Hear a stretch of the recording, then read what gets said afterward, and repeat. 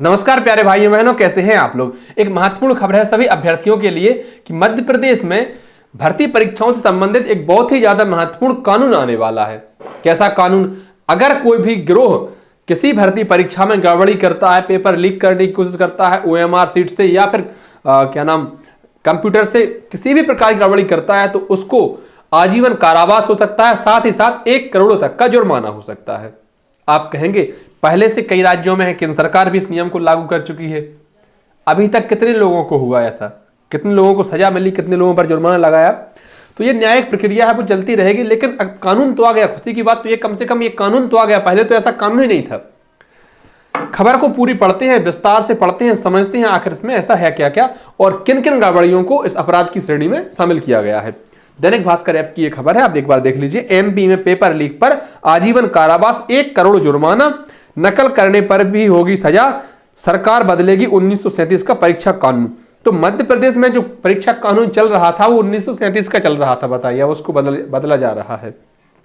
मध्य प्रदेश में अब किसी ने पेपर लीक किया तो उसे आजीवन कारावास और 1 करोड़ रुपए तक का जुर्माना देना पड़ सकता है। अगर किसी को मान लो सजा हो जाए आजीवन कारावास की, साथ ही साथ 1 करोड़ का जुर्माना, और वो कहते कि मैं जुर्माना नहीं भरूंगा, कर लो क्या करना है, तुमने आजीवन कारावास सजा दे दी और बोल दो सजा, 2 जीवन की सजा तो बोल नहीं पाओगे, 1 ही जीवन की सजा बोल पाओगे।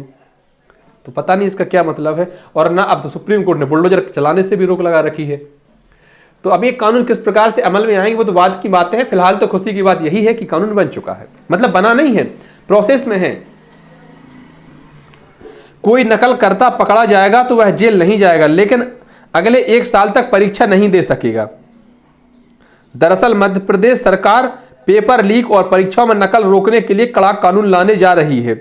इसके लिए 1937 में बने परीक्षा कानून में बड़ा बदलाव किया जा रहा है। संशोधित कानून का ड्राफ्ट स्कूल शिक्षा विभाग ने तैयार कर लिया है। यह ड्राफ्ट परीक्षण के लिए विधि विभाग को भेजा जाएगा। इसके बाद इसे कैबिनेट की मंजूरी के लिए भेजा जाएगा। सरकार की कोशिश है कि इस कानून को शीतकालीन सत्र के दौरान विधानसभा में पारित कराकर लागू किया जाए। कुल जमा बात यह है कि अतिशीघ्र ये कानून जो है वो पारित हो जाएगा।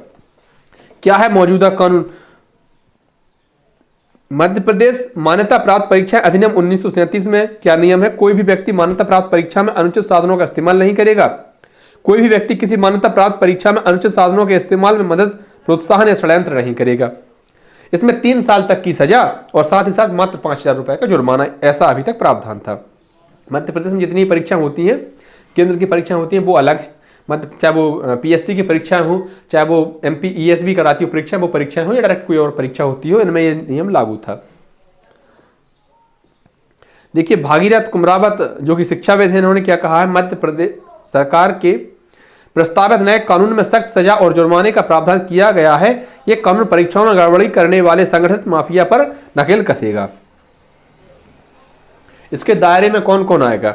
परीक्षा केंद्र, सर्विस प्रोवाइडर कंपनी, परीक्षा केंद्र के कर्मचारी, अधिकारी, कॉपी, अवार्ड सीट, मार्कशीट में गड़बड़ी करने वाले, किसी और की जगह परीक्षा देने वाले सॉल्वर और प्रिंटिंग प्रेस। साथ ही साथ एक और इसमें महत्वपूर्ण खबर है। आप अगर कभी परीक्षा देने गए हो तो कई बार हम देखते हैं कि वहां पर जो स्टाफ है वो घड़ी पहने हुए है, स्मार्ट वॉच पहने हुए है, मोबाइल रखे हुए हैं, उन पर कोई रोक टोक नहीं है। लेकिन ऐसा कानून आने के बाद उन पर भी पाबंदी लग जाएगी। परीक्षा केंद्र प्रभारी और स्टाफ पर मोबाइल की पाबंदी।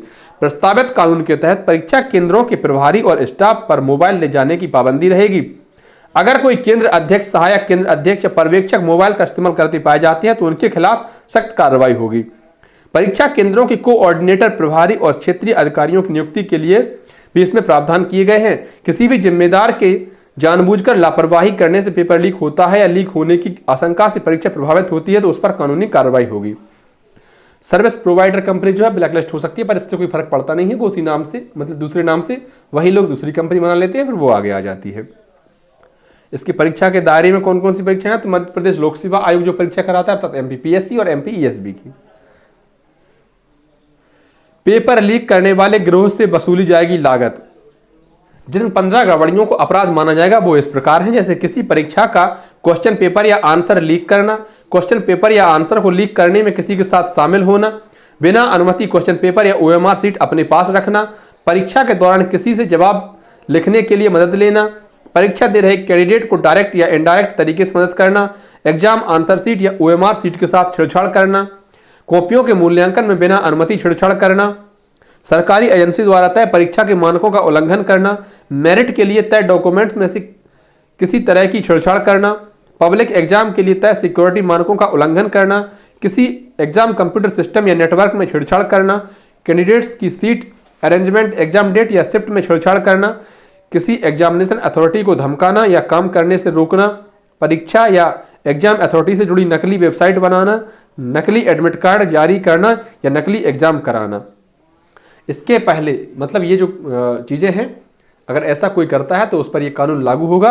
आप देखिए गुजरात में, झारखंड में, उत्तर प्रदेश में, बिहार में, इन तमाम जगहों और क्या नाम हरियाणा में, हिमाचल में, इन जगहों पर ये कानून पहले से ही लागू हो चुका है और ये कानून जो है केंद्र सरकार ने भी अपनी परीक्षा में लागू कर चुकी है।